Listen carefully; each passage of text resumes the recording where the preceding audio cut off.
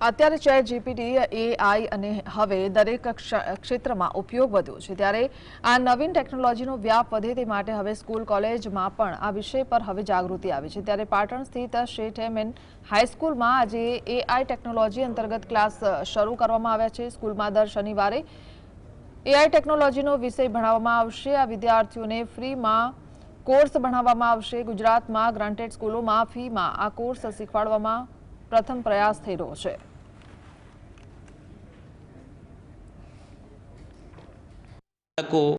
એમને કેટલાક બાળકો એવા છે કે જેમને ટ્યુશન પણ રાખી શકતા નથી કે એમની ફી ભરવાના પણ પૈસા નથી।